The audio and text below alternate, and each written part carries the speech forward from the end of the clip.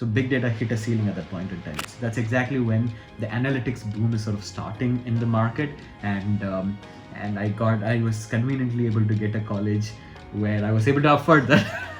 What made me a terrible student made me a very good entrepreneur. Did you ever feel imposter syndrome when you had come to the US? Every day. IBM paid me to fly to Illinois for my graduation. I was 26. He was 67. Wow. We joined. Wow. We joined on the same day. Welcome back everyone to Due Spade, where we simplify your journey to the US. In today's episode, we have Mr. Ratnakumar Uday Kumar, who is a seasoned tech entrepreneur, and before moving to the entrepreneurial journey, he worked with Fortune 500 companies like Amazon and IBM. He is also the recipient of EB-1A green card, which is often referred to as the Einstein visa. Today in this video, we'll decode everything about his journey from India to San Francisco and how he has been consistently able to acquire one company after the other. Also, all you entrepreneurs out there who think that moving to the US is not a viable option if you are an entrepreneur, the possibilities are limitless, and in this video you'll find all about them. So welcome RK to Due Spade, and today we're going to talk about all of your journey from stepping your foot in the United States to establishing yourself as a successful entrepreneur. So how are you feeling today? Very happy, and it's such a delight to speak with you, Sheetal, Due Spade, and I hold it as a privilege. How is the weather in San Francisco? It varies. Morning it was sunny, now it's raining. Yeah. In New York, we have a saying that you dress up for a fashion show because in the morning it's winters, by afternoon it's raining, and by evening it's spring. So you got to dress for all the three weather situations. I think with the Bay Area, you dress up for the stock market. Based on how it fluctuates, you just wear it accordingly. That sounds pretty exciting. So, thank you so much for your time. I will jump right into it, and I'll start from the very beginning. How did your life look before 2017? What were you doing? Where were you in India? How did your career look like? So tell us all about it. I'm the hardcore CSK guy, born and brought up in Chennai. Chennai is life, everything about my life sort of, revolved around Chennai. Did my bachelor's in computer science, then did an MBA in international business, worked for Amazon, worked for Crayon Data. So was introduced to data very early in my career. So those days it used to be called big data. And I use the word those days, sounds like legacy, but it's not that far away. I'm not that old, but it was good old days. And then sort of pivoted into startup, entrepreneurship, social media. So I'd seen the entire curve of it, where Facebook was not even a thing. I've had Orkut and MySpace accounts, so that's how far I can think of. But good old days. It used to be fun. Life was very simple. Yeah. I think if it's a pretty deeper question. If I think about how Chennai was or young days were, life was very simple. The biggest problem in life was the time between the third period and the lunch break. Like that's like the most toughest part of life. Yeah. And that was even tougher when you had already eaten your lunch. Oh, that's terrible. The worst part is where you bring a fancy lunch. Like, oh, it's a fancy lunch. I cannot even open it. Right. So you were saying that life was simpler back in India, growing up in Chennai. How did life change after 2017? It for a start, okay, it was quite a steep learning curve. You come from a family where everything is sort of taken care of. I'd never stayed more than 3 nights away from home, even being an entrepreneur. Okay, I had always been pampered. The firstborn, there's a lot of things that get happens to you, right? But after moving to the US is where I realized, my God, I don't even know to make a coffee. Like literally. And I had no clue much about US either. Okay, the first day, when you come to the US and there's this hot water that comes in your tap, I thought it's a hot water I can drink. So I kept doing that for a week, and then I had a sore throat. Then I realized you're not supposed to do that. So for the entire whole week, okay, I was drinking hot water out of the tap. Nobody told me either. I was like, oh, nice! I can open a tap. There's hot water, and I was in Illinois and during winter, so it's pretty cold. I was like, oh, it's a cozy water. But it took me a week and a bad throat to understand you can never do that. Yeah. But it was a very interesting, long, steep curve. What motivated you to come to the US, especially when you had already completed your bachelor's degree in engineering? You had already done an MBA. Why did you choose to pursue an MS? No, see, it's the passion towards a certain things, right? And for a start, I was in big data, like I said. Okay, and then I was running a couple of other startups as well. I even had a couple of exits at that point in time, and then the there was a clear pivoting. There was a technology transition that was happening at that point in time. So it was no more organizing and analyzing data. There is analytics that was getting in, and that's exactly when I did my MS in data analytics. Okay. So that was one of the main reasons where are we moving towards? Because at some point you'll hit a ceiling. So big data hit a ceiling at that point in time. I was working on multiple big data projects and products, and you understand that there is not much you can do because there's data available. You can analyze the data, and it is stuck. At the max, you can visualize the data and make sense of it, but you're always making sense of an existing data. Okay, so there is nothing to sort of move forward towards. That's exactly when the analytics boom is sort of starting in the market, and I was conveniently able to get a college where I was able to afford that. Okay, out of my pocket. I was like, okay, I had an exit, I had enough money, and there's a course available that I can explore upon. That's exactly why the entire transition happened. Right. I think 2017 was the year when the whole tech world was sort of shifting towards analytics. A lot of new courses were coming up in data analytics. And I think after a couple of years, the whole data science thing kind of boomed around 2018, 19, and then 20. I think So, it's very true. I think you rightly pointed it out.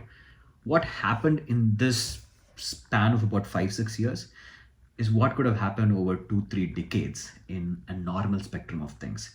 Somewhere the analytics sort of picked up the pace really well because the infrastructure was also developing in parallel, where there is if you understand data at depth, this is the how the process is called. This data collection, collation, analysis, analytics, and infusion.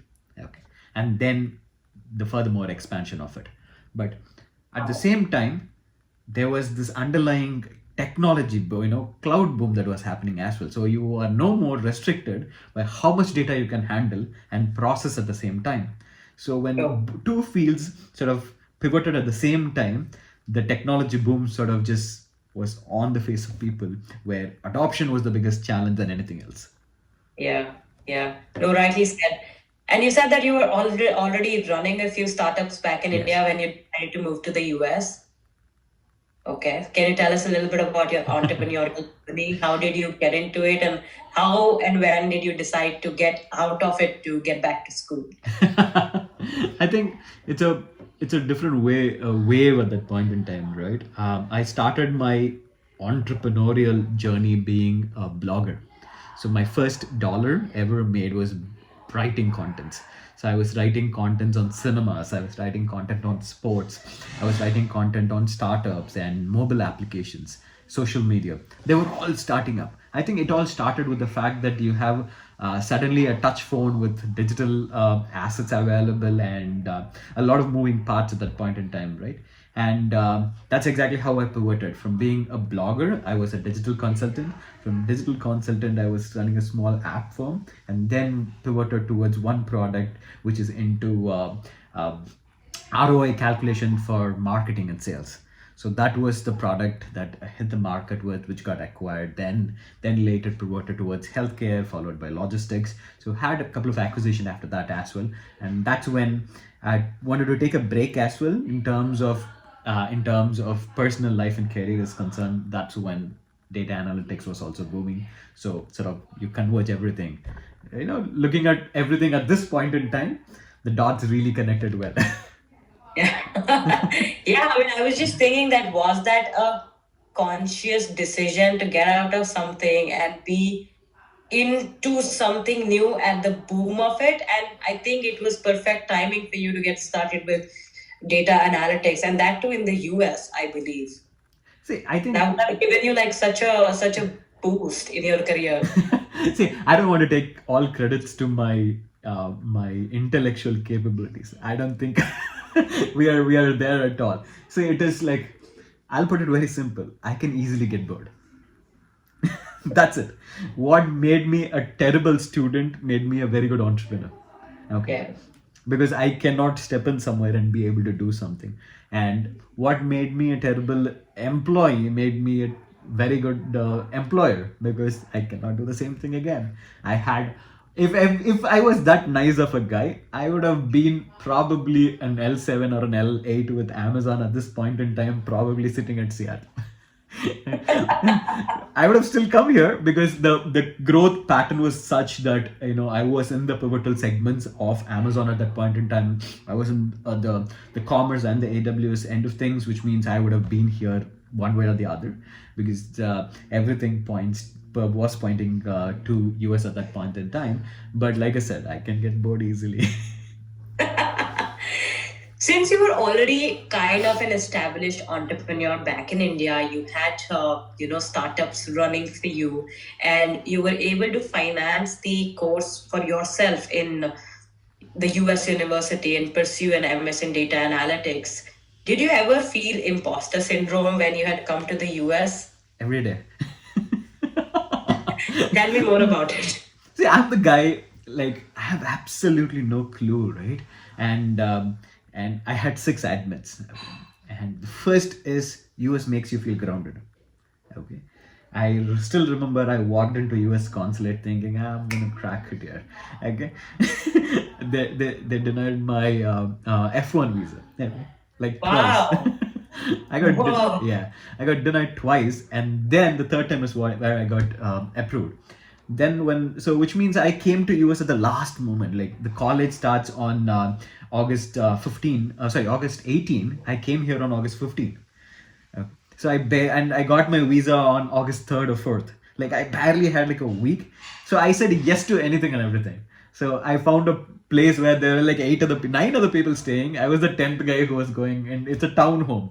And all of them were graduating in 6 months. In 3 months they are graduating. I'm like, doesn't matter here. I don't have a place to stay. Okay. That's how I came in.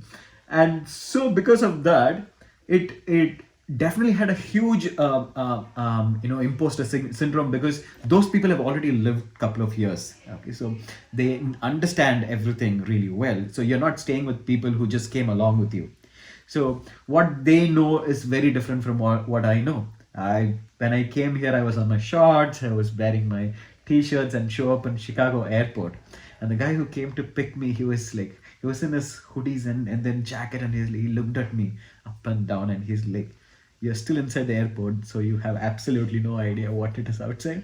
And then I hopped onto the car, and then the other reality strikes, which is I studied at NIU, Northern Illinois University, and it is in Illinois, right? So what I know about Illinois is big buildings, and the Chicago type of Illinois you watch in all the Christmas movies.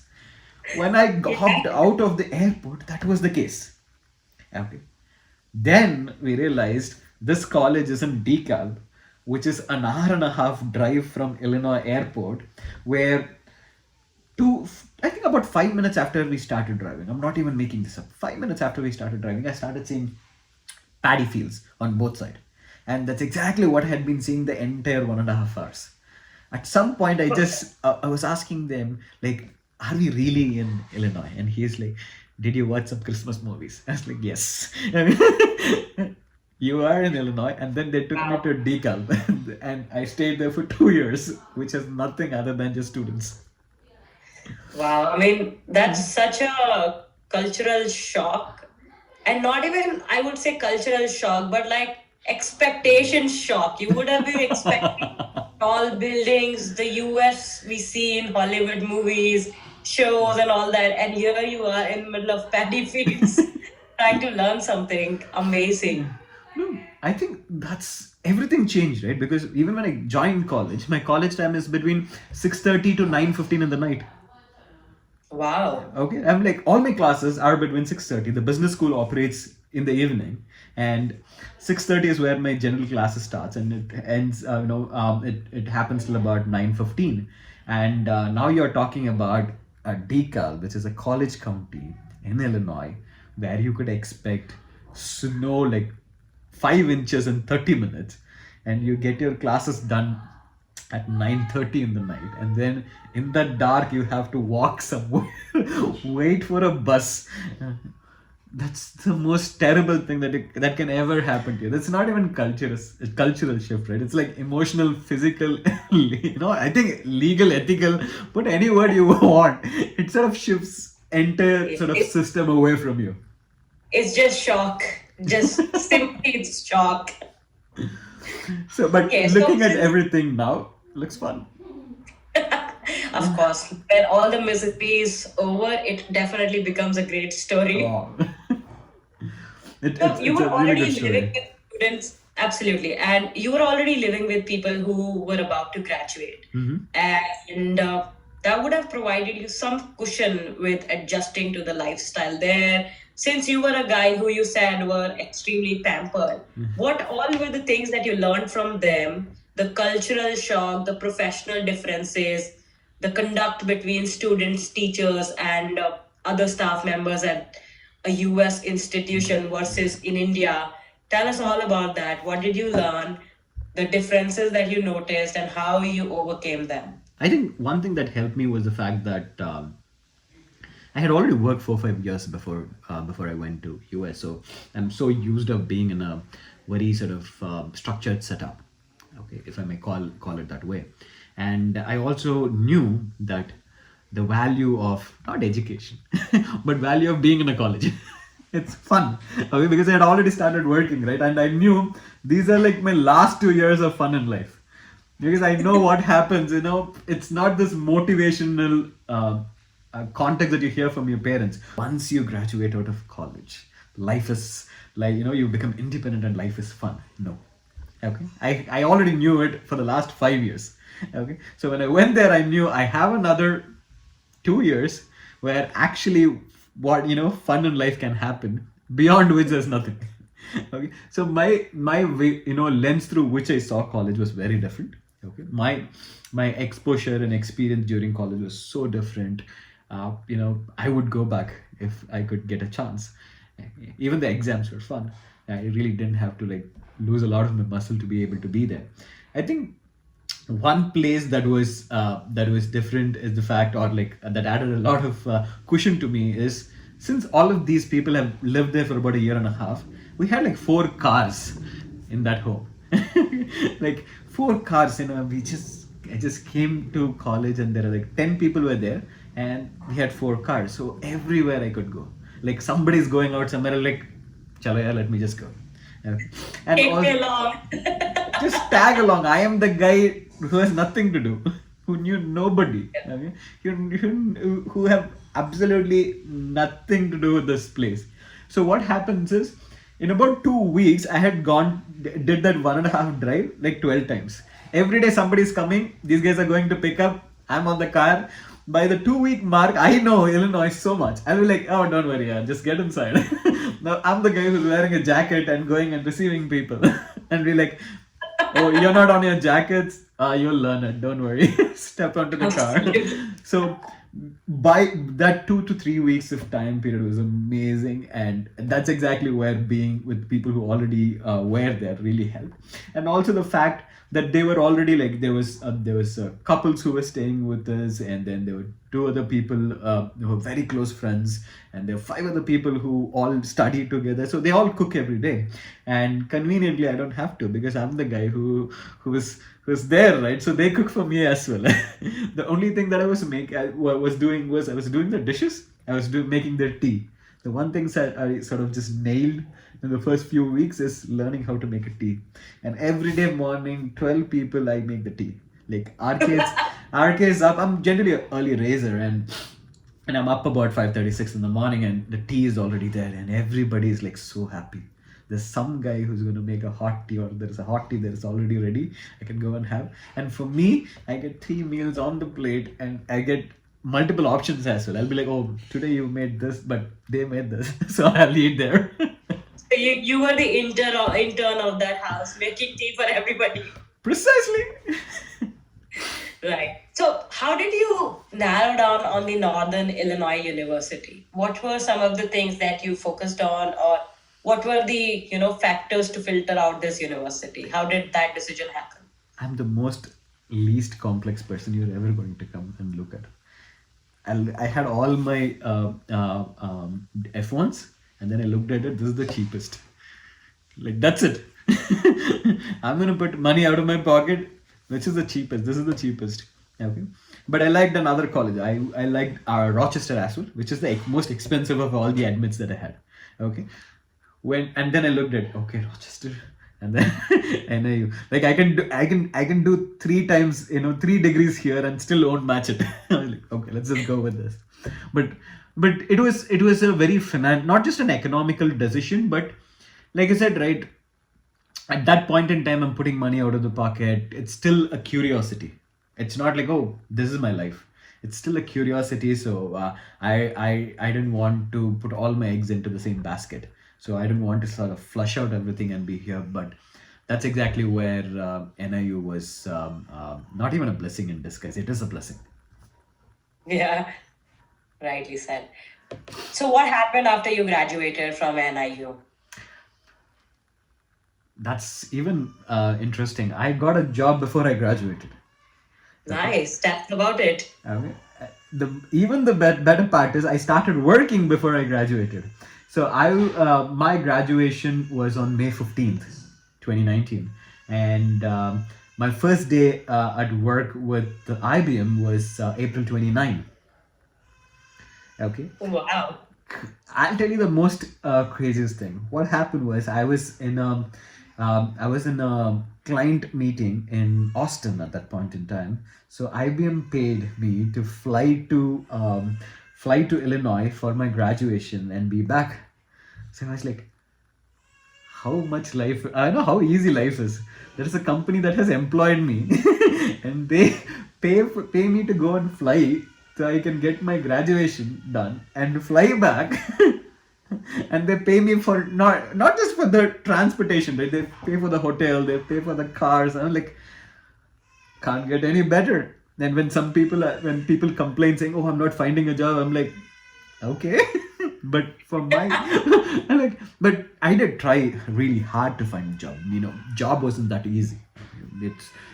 It wasn't straightforward. I was in Illinois. I flew the way to California.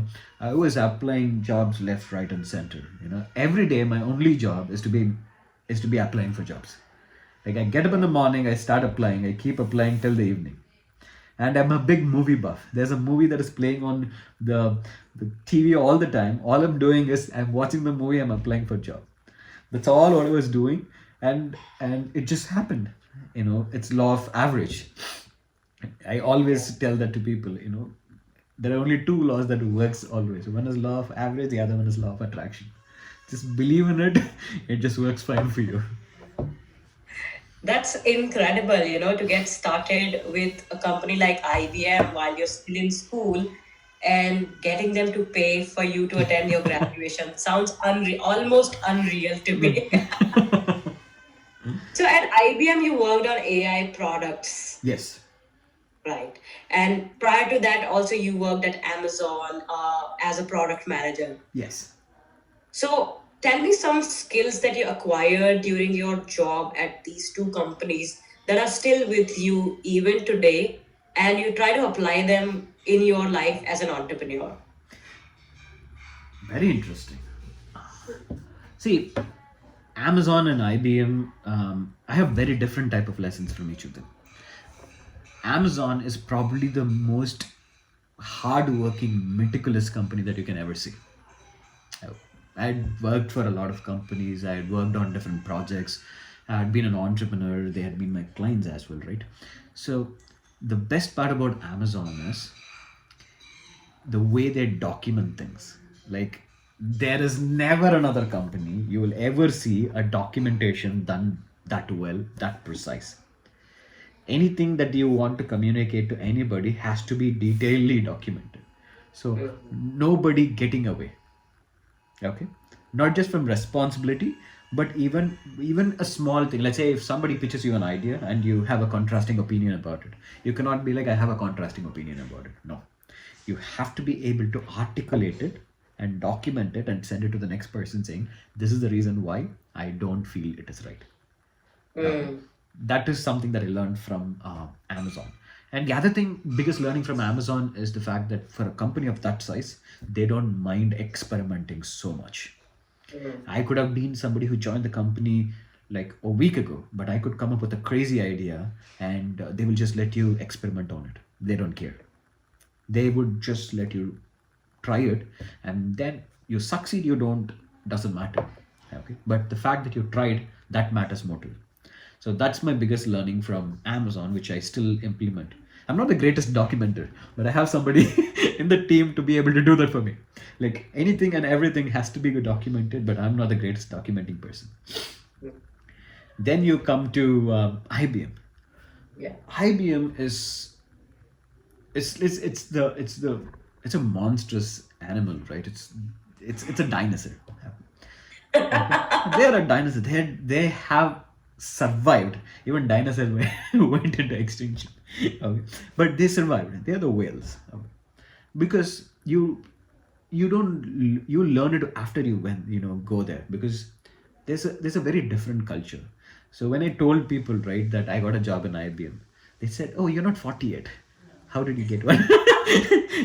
I'm like, "Well, okay."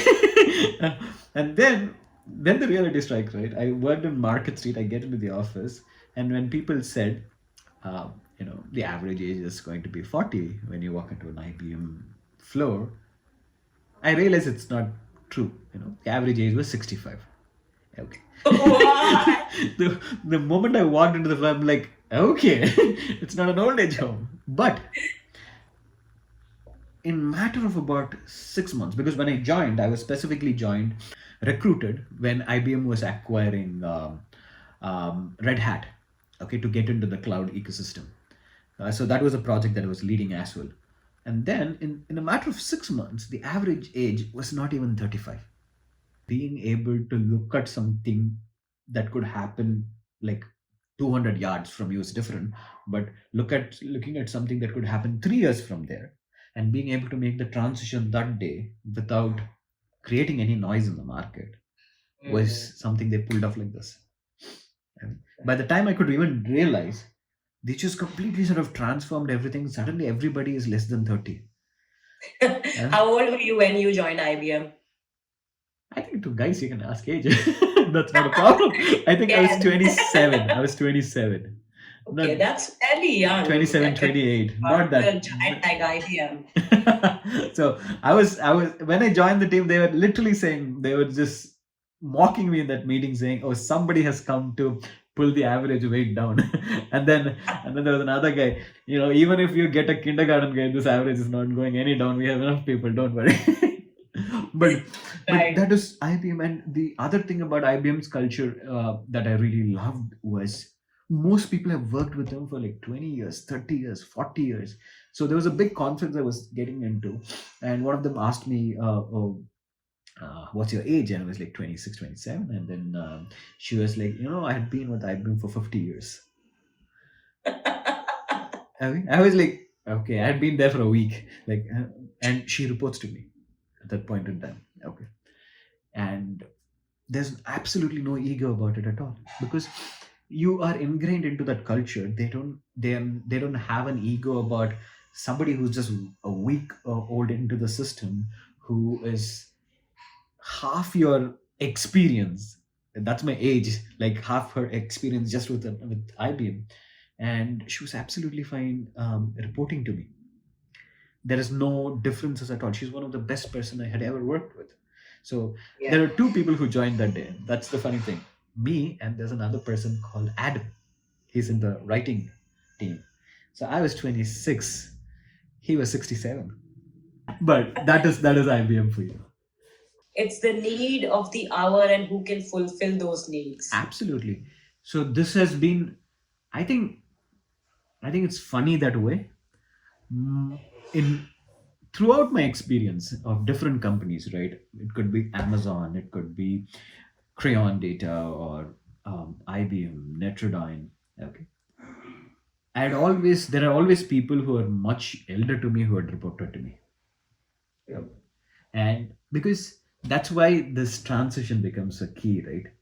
I may not be half their age, or I might be like decades younger to them, but the new wave of technology has, plummeted into the market to the extent that I have more understanding and experience about data science and AI.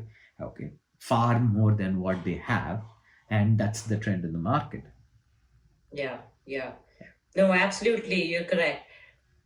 And I believe now that we look at data science and AI, it's kind of very heavily onto everybody's mind. We see AI products everywhere. We are seeing new innovations, and it has kind of penetrated all aspects of our life where we have, apps that are helping us with mental health or, your physical health. All the apps and all the assistants are there on the internet. That also gives us an understanding that how the demand is being created on the job side and how youngsters are being motivated into this system of AI and data science.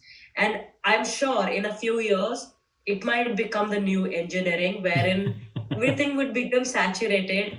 We will still be surrounded by technology like we were like a decade ago. And 10 years later, we might still be surrounded by AI, but it will just become too saturated that there would not be a lot to learn or there would not be a lot to implement. But what I want to understand from you is somebody who's starting as an international student in the US right now, what should they focus on? Education, certification, side projects of their own, networking, or participating in hackathons? How would you kind of rate all these things on a ladder? Which is most important to you? I think if only I was this structured. Like I said, if only I was this structured, I would have been an L7 or an L8 with Amazon. See, I think anybody who's coming in, right? I'm a very firm believer. You cannot plan everything about life. Okay, True. you have to sort of let it sink in. Sometimes you're going to make good decisions. Sometimes you're going to make terrible decisions. I've done a fair share of both. But if I could take a step back and look at somebody walking in today into an ecosystem like this, my suggestion would be to find what your USP is. Okay, and see, am I able to form a network of people, okay, who with whom I can upsell myself, and it is aligned to my larger vision or not. Yeah. The place that I see a lot of people having challenges is that they know a specific segment works. Let's say, even if it's AI, right, it works, but they don't have the right playbook behind going to it. It's like, oh, I want to be a movie star, okay, but not everybody is gifted. So you got to be in a movie school or an acting school to learn the skill set. True. People are not getting equipped there. A lot of times I keep seeing this, where people reach out to me on LinkedIn. So I'm the easiest person to reach out. Okay. Anybody reaches out to me, I'm the guy who can just step on a call right away. And Everybody contact Ratna Kumar on LinkedIn. I have my ear now, so at least he is being very approachable. But and because people have done that to me, so it's not even like I'm doing a goodwill. No, when I wanted to reach out to certain people who are like leaps and bound above me, they responded back to me, stepped on calls, and gave me their inputs and feedbacks. That's exactly what I'm giving back as well. Um, what I see is a lot of times they'll be like, "Oh, I want to be an entrepreneur." Okay, okay, what do you want? Okay, they're like, "I want to be an entrepreneur, but where do you want it to be? Do you have an idea? Do you have a prototype?" Because a lot of people have the wish than a vision. Okay, there's a world of difference between that. There are a lot of people who have wish, okay, but unless you work on a wish, it doesn't sort of transpire to be something. I think the preparation work is where it goes for a toss. That is where having a good network of people, either who have a similar vision, okay, or who's already have done what you wanted to do, okay, and working towards that, that would be the topmost priority. If somebody who, let's say, like for your question, I would be signing towards having a network of people who either have what I want to have or working towards that. Right. How did you build up your professional network? Like I said, I'm a nice guy. Spill So beans. so I think that's another skill set, right? A lot of people that I speak with these days lack, which is when you try to connect with somebody, you cannot go with a funda agenda. You connect with people for the sake of connecting. Okay? You cannot be like, oh, I go and speak with this person. He runs an incubator. He can incubate my startup when I have an idea 2 years from now. Like, That's long-term thinking. no, but it's a terrible execution, right? You go and genuinely connect with people, right? Networks will happen. Okay, I think my 2 cents was that. So a lot of people who are extremely close to me happened out of accidents. Yeah. Like the most closest people that I have in my life, in my network, it happened out of an accident. Like something somewhere. Uh, my co-founder. We just I was about to come to it. I just once one day pinged him and said, "Hey, do you want to connect over a call?" And then we stepped onto a call and we just spoke about something. But our first conversation was a WhatsApp conversation. That's it. But that is what being in a network is all about. You respect the people, you respect their emotions. Do not look at it as a P&L. The more and more you could just have a very open conversation, the more and more the network builds. Do not plan for one. That's true. And I think in my experience also, I have just reached out to so many people who I thought might not even have time to respond to me. And I was like, let me just shoot my shot. I want to see if they respond. And if they don't respond, I have nothing to lose, right? So I connected to random people on LinkedIn. I even connected to you that way. That I was like, okay, I have this thing in my mind. Let me just connect to him. The last thing he can say is not respond at all. Or maybe no. And I've reached out to so many accomplished journalists and so many entrepreneurs, tech professionals who are doing so great in their careers. And I thought that I might not get a response ever, but to my surprise, I did. And it was just all about asking, and they were more than happy to help out. They were more than happy to lend a helping hand, and they were more than happy to guide because I think once you reach a certain point, you just come with this mindset that you want to share your wisdom, your experience. You want to help people not fall into the same pitfalls where you fell, so that you can maybe just help them avoid that's some that's sort of pitfalls. that's very true. Few of the most interesting people or most influential people that, like I said, right, I met happened out of an accident, but also it just clicks well. Yeah. They are ready to give you. You just have to go and ask them. But Yeah. don't go with the fantasy, oh, this is why I'm even reaching out to you. Yeah. That's Just go along. And another place where I also see a lot of people lack is when you make a connection, they don't know how to sort of build it out. They're like, yeah, I reached out to you 3 years ago. Do you remember? Okay, now I don't remember. Because they would have met you. Let's say I was in a conference somewhere, somebody met me there, and now they want something out of me. And 3 years later, you pick me saying we met in a conference 3 years ago, and you said I can connect with you if I need something. I'm like, so you need something today. but but but that's one place where people can be very different as well, where yeah. where find your way. See, everybody has a way. Find your way of maintaining your network. Okay, I'm a golfer, Sure. so I go golf with pretty close ones, and I'm a movie buff. I don't mind going for a movie or something else. So, but figure out what's your way.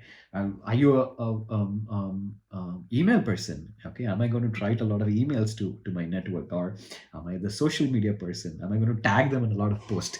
So different people follow different strategies to be in touch with people, people they want to be in touch with, and you know, being an introvert, extrovert makes a lot of difference there. But figure out your one poison. That's it. True, true. So this was all about your professional journey. Mhm. Being in the US comes with an additional challenge. You just don't have to find a job, you also have to secure your visa. You have to make sure that you're sticking to the requirements. You have a plan in place so that you can stay longer and longer. And for you, it's going to be a decade in a couple of years that you have been in the US.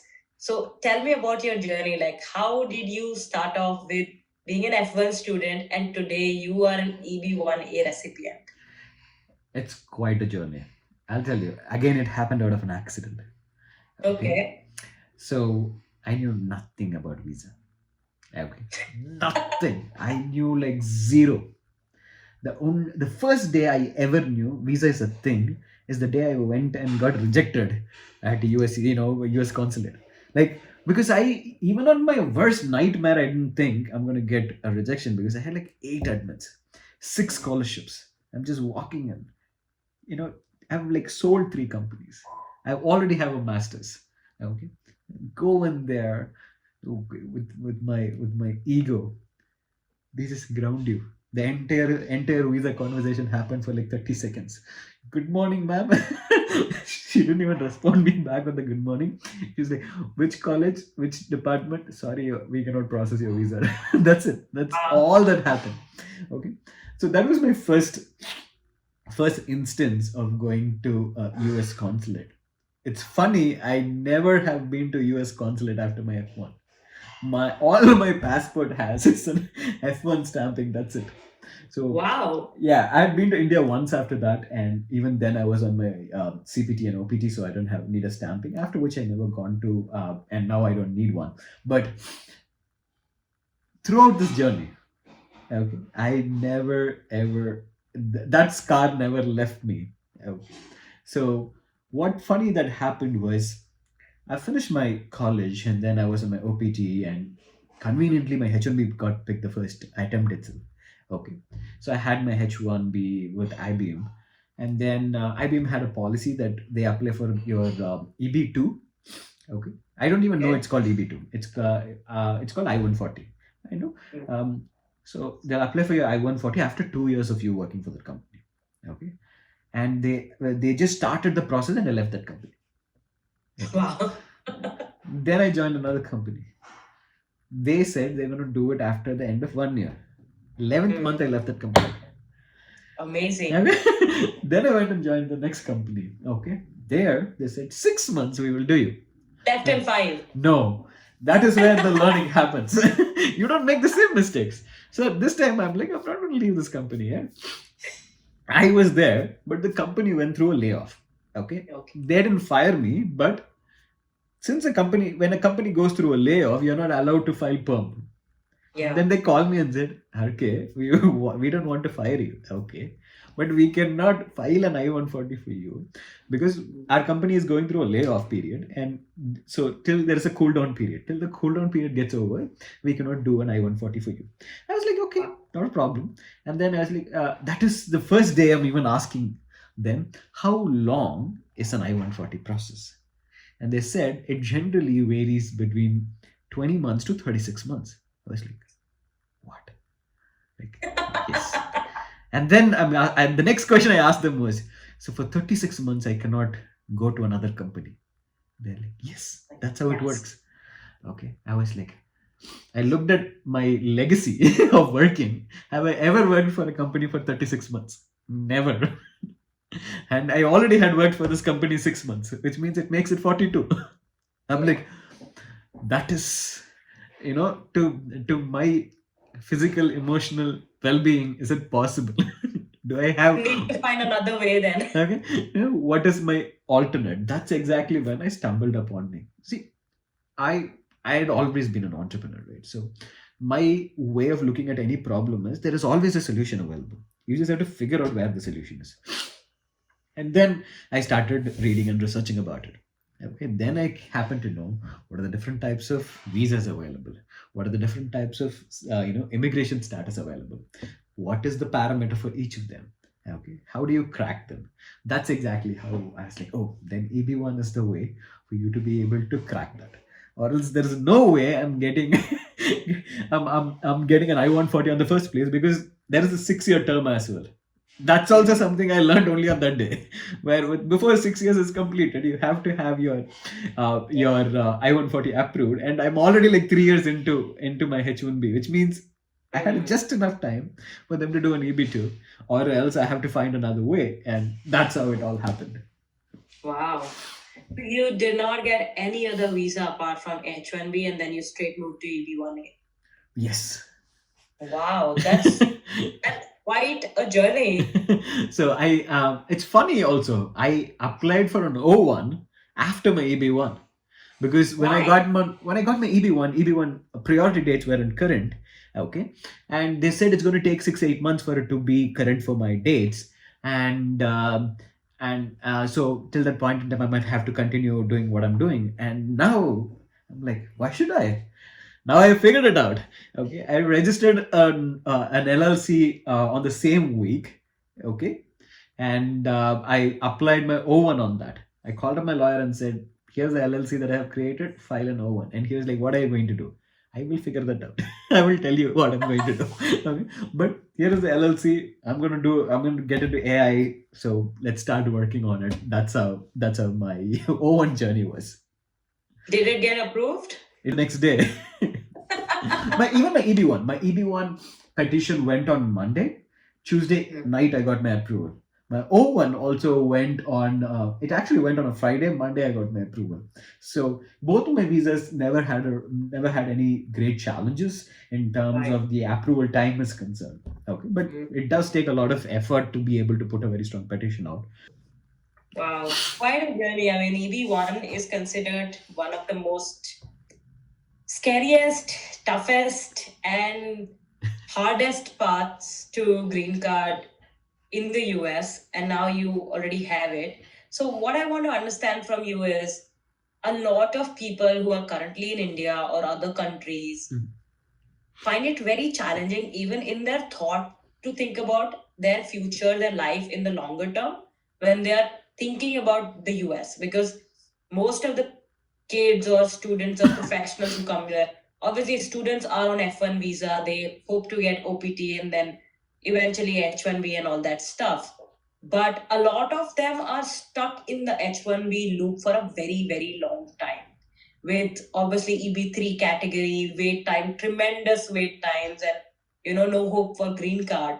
So how would you sort of advise professionals who are stuck in this loop and who are looking for visa sponsorship, be it EB1 or EB2 category at their companies? What are some of the practical tips that they should, keep in mind while navigating this challenge of permanently settling in the US?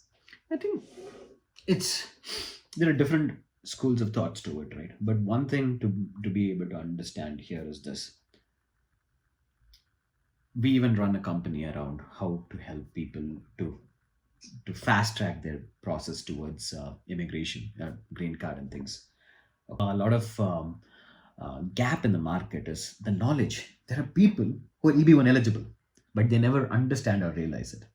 Okay, Mm. the, because fundamentally they don't understand the playbook, or they don't even understand the landscape. See, you understand the landscape, then you understand the playbook, then you implement on it. Okay, there's like multiple levels to it.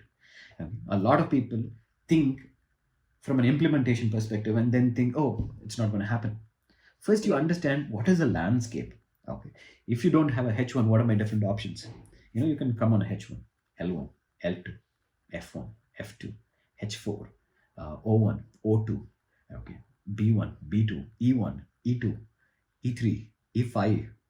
Okay, so there's so much of And now option. we also have the gold card. Oh my god, we have the domain name. So I don't know the practical implementation of it yet, but we at least have the domain name. But it's like I said, that's another option these days. So which means any government system, okay, has different frameworks or different avenues to be able to take in immigrants. When people talk ill about an American immigration system, I actually don't side with them. I actually tell them America is a land of immigrants. I don't know another country that has so many avenues to immigrate into the country. Yeah. And There's no also, other if you look country. at other industries, companies, these are built by immigrants in the US. That's very true. We have one ourselves. So, that's the thing, right? It has such an open path to you. Okay. It needs is understanding what you want, who you are, where you want, and then figure out how you're going to get there.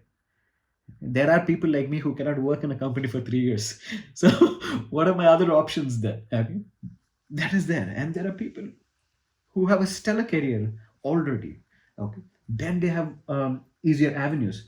There are people who have very good financial well-being, who can afford an EB5 program. Yeah, there are people who have very creative sense, like you, who can do an O1. Okay. Yeah.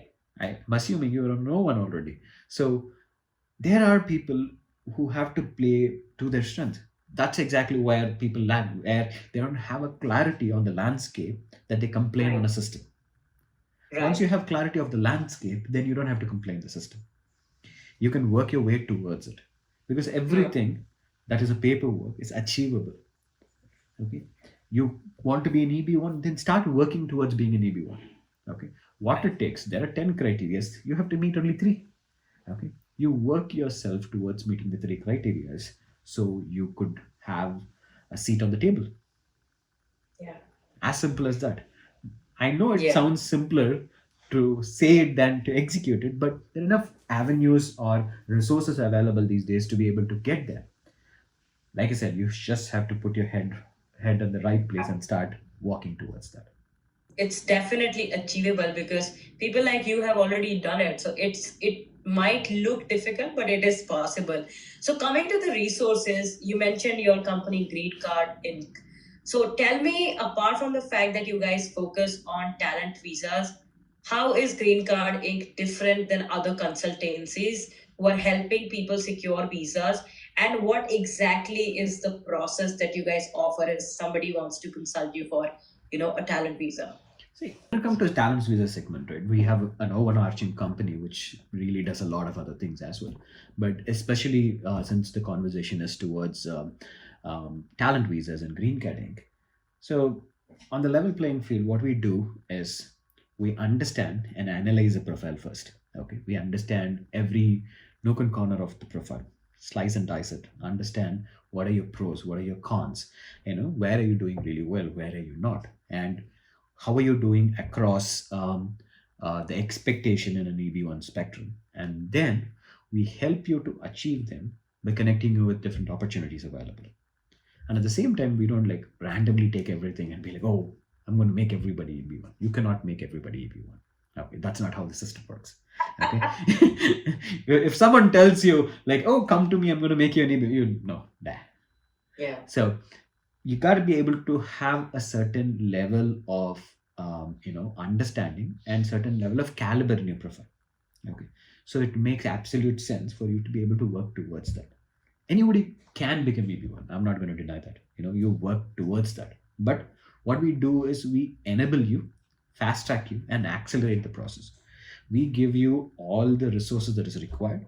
We give you all the opportunities that is in front of you, um, to be able to build your profile to meet the standard that gets you an EB1.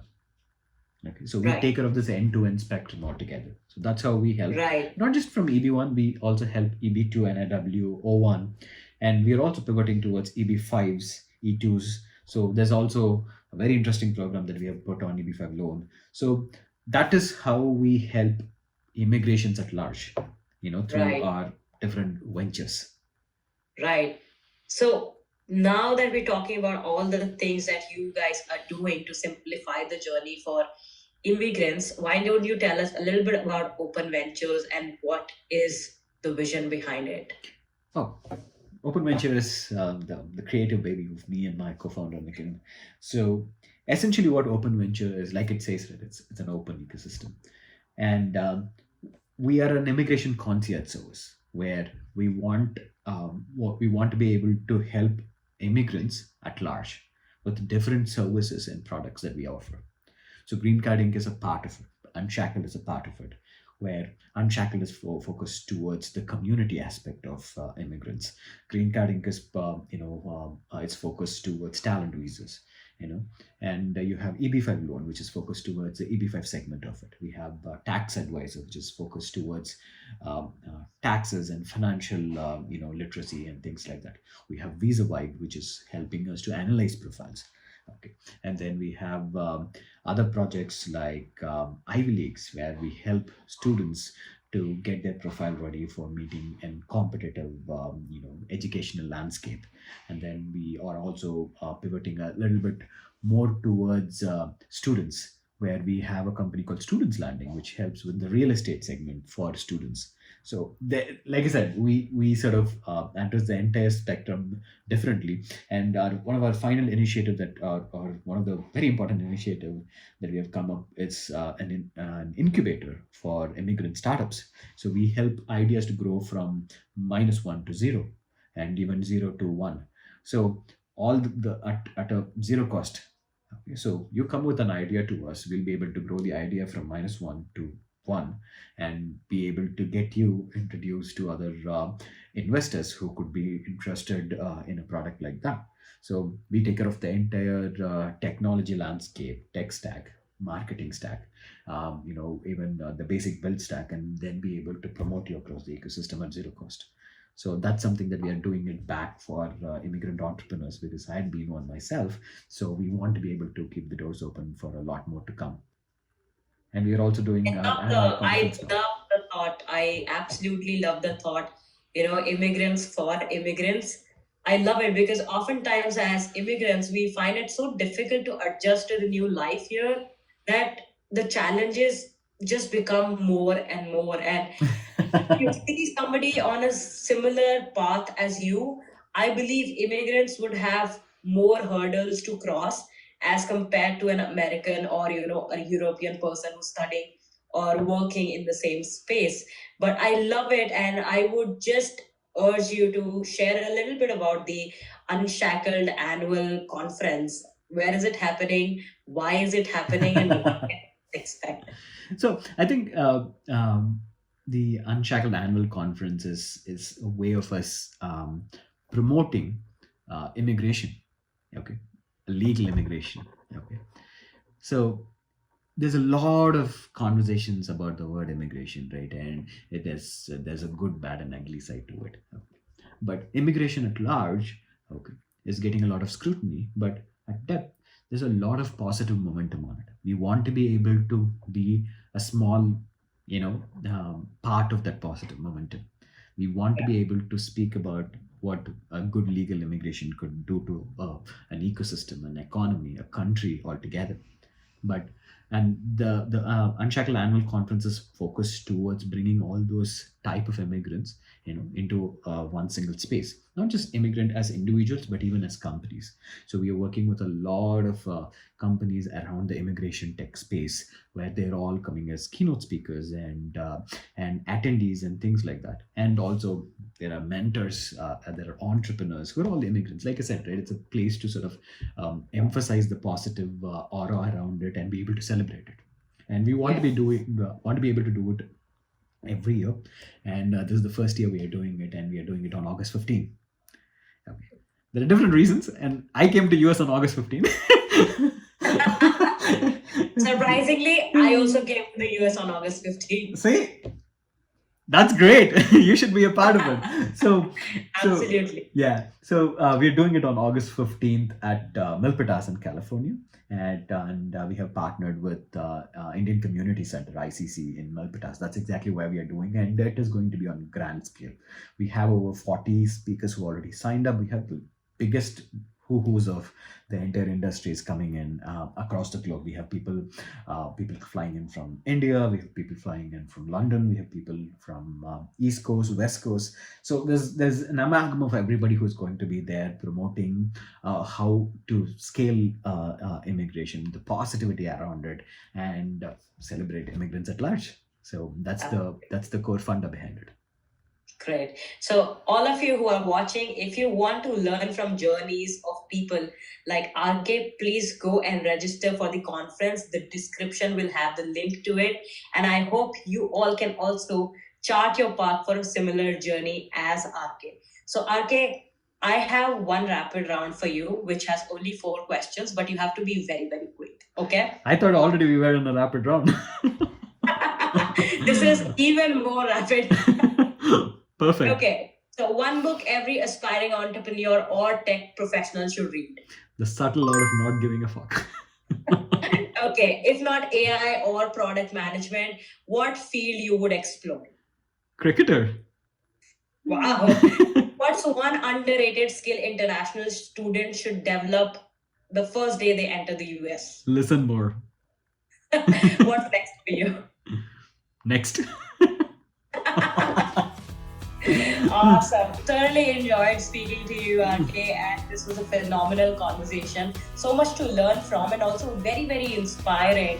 And I believe everybody who will watch this video, this podcast, will be equally inspired by your journey and will be motivated to chart the paths, to walk the paths less traveled. And I wish you all the best, and Newspade will always be open to host you again. It would be a pleasure for us. It was such a delight and pleasure for me to be a part of this podcast, and you have been phenomenal, Sheetal, and you are an inspiration yourself.